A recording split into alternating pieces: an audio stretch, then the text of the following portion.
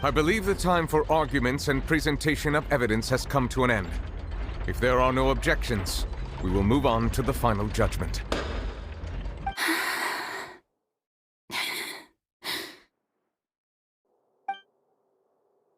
I don't think anything she says at this point will sway me until she's too stacked against her now.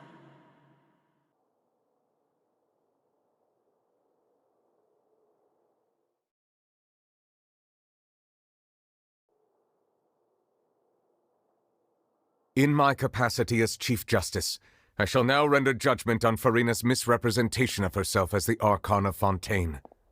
As a human who knowingly deceived her fellow citizens, Furina is guilty.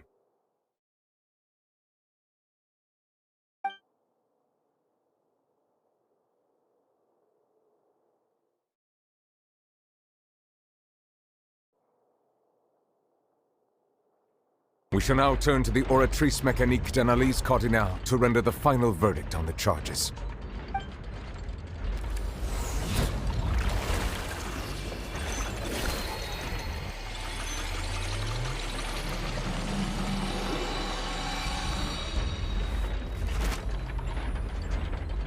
According to the judgment of the Oratrice Mécanique d'Analyse Cardinale, Furina is...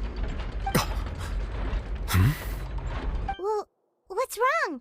What's the Oratrice's verdict? No, the Oratrice also displays a guilty verdict. Isn't that correct, then? However, the exact wording of the verdict is thus.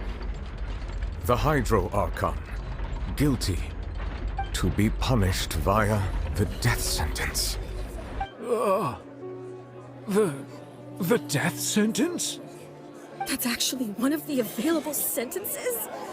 I've always thought that it was just a myth. The one and only time the death sentence has been handed out at the court, and it's been given to the very person we've worshipped as the god of justice?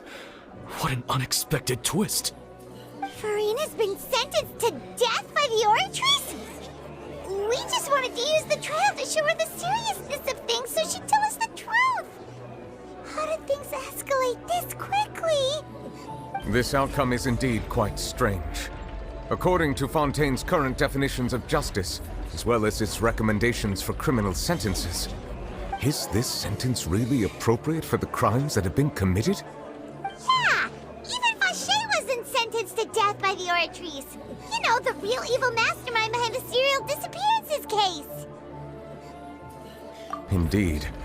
Not only is Furina's sentence overly excessive, the very point of our trial today was also to prove that Furina has never been the Hydro Archon in the first place. But now, the Oratrice seems to have deliberately invoked the title of the Hydro Archon. What does this mean?